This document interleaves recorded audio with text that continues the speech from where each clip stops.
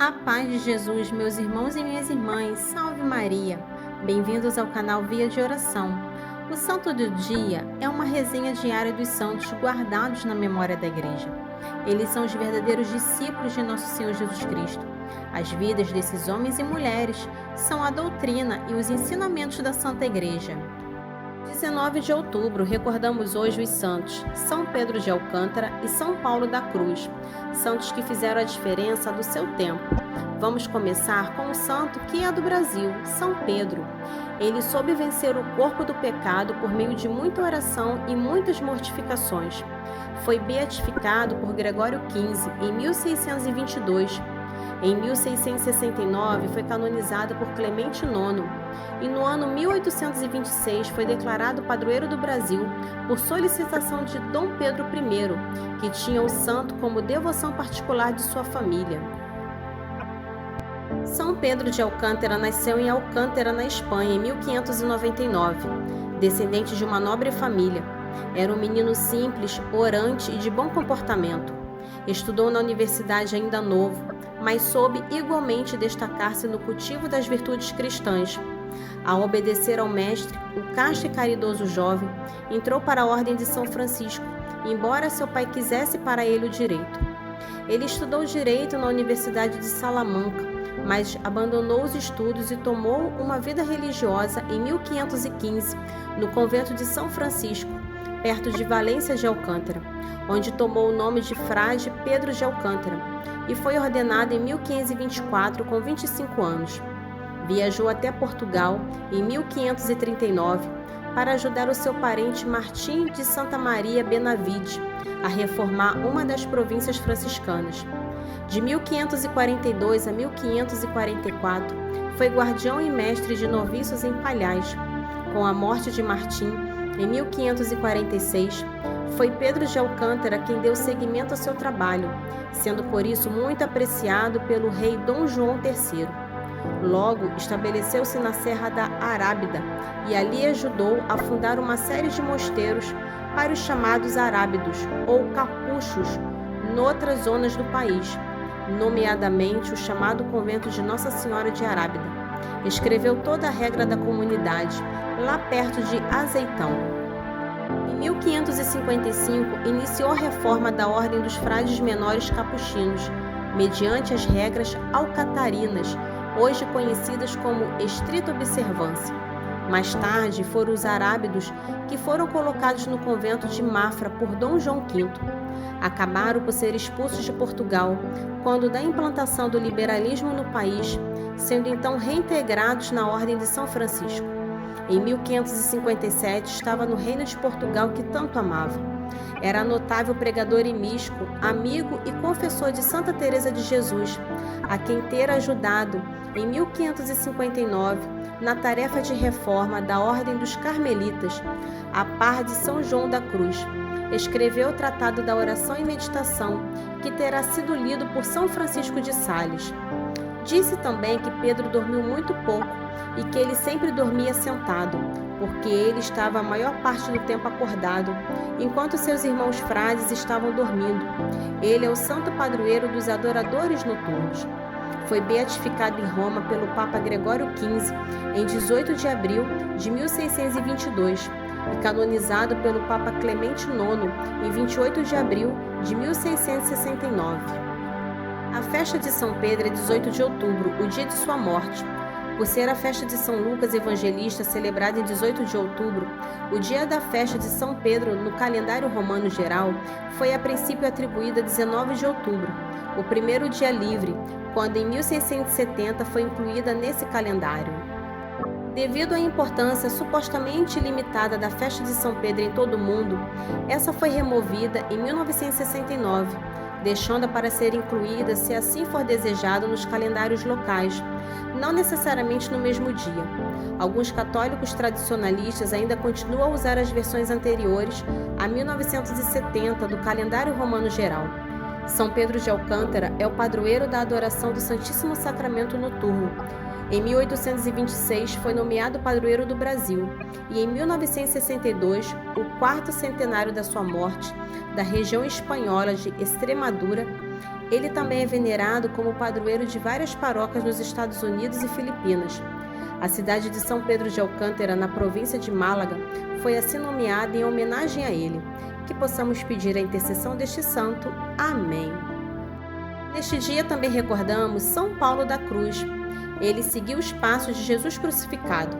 Chamado a fundar uma ordem religiosa com a finalidade de contemplar e reparar a paixão de Cristo, foi-lhe exigido que sofresse em si mesmo a dor e o desconforto como fundamento de sua grande obra. Vamos conhecer a história deste santo. Como percebesse os religiosos passionistas está próxima à morte de seu pai espiritual, São Paulo da Cruz fora então ao Papa a gravidade de seu estado de saúde, já pensando em organizar um funeral à altura de tão grande fundador. Ao saber da notícia, entretanto, o pontífice deu ao moribundo uma obediência. Deveria permanecer mais um tempo nesta terra. Embora desejoso de partir para o céu, São Paulo da Cruz, que estivera 18 meses em cama, submeteu-se à ordem do Vigário de Cristo e, contra todas as expectativas, recobrou a saúde para ainda realizar os últimos projetos de sua obra. Na pequena Ovada, na Itália, em 3 de janeiro de 1694, nascia Paulo Francisco, primogênito da família Danei. Todavia, desde tenra infância, desabrochou em sua alma uma forte inclinação à piedade, incentivada pela formação católica recebida no lar. Se me salvar como espero, devo em grande parte a educação que recebi de minha mãe, comentaria ele mais tarde. Brincava de construir altares a Nossa Senhora com seu irmão João Batista. Às vezes, com o intuito de fazer penitência, passava as noites no paiol, dormindo em tábuas ou no chão. Assim transcorreu a infância dos dois irmãos, que Deus preparava carinhosamente para uma altíssima missão.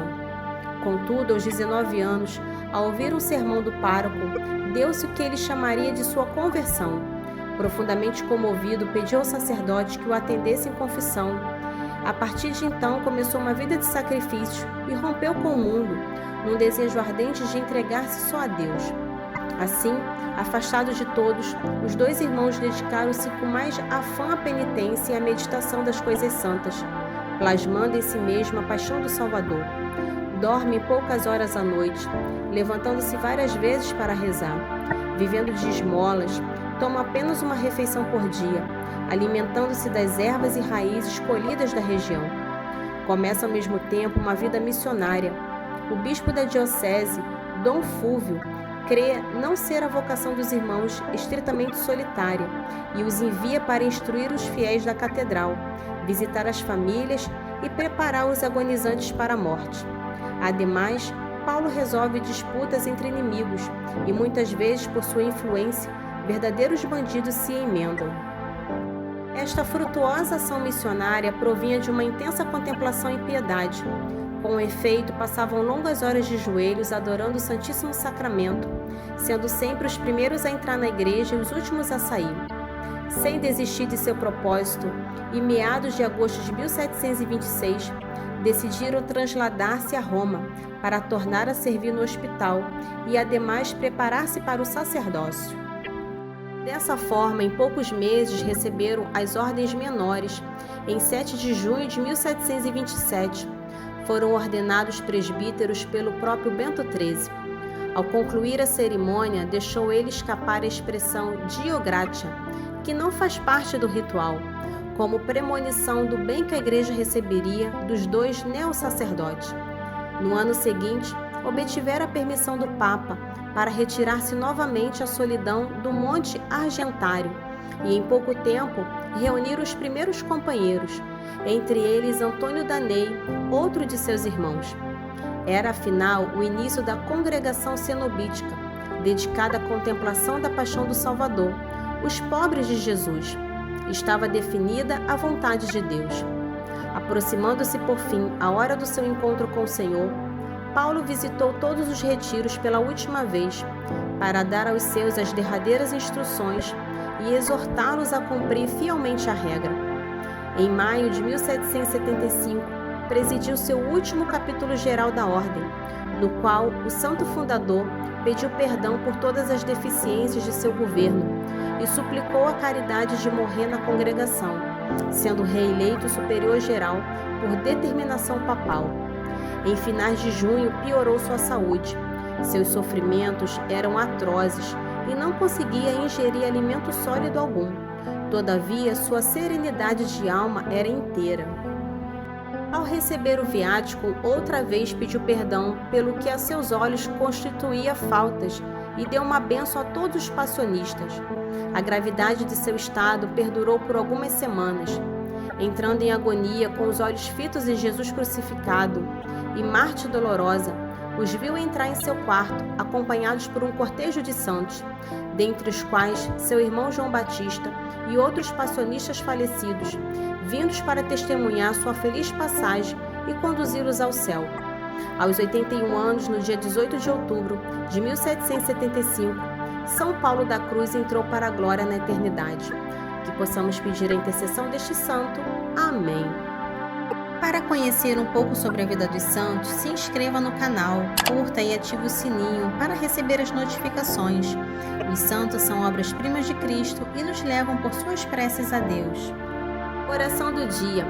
Ao nosso querido padroeiro escolhido pela corte real, assim como elevado à corte celeste, sede o auxílio e proteção do povo brasileiro.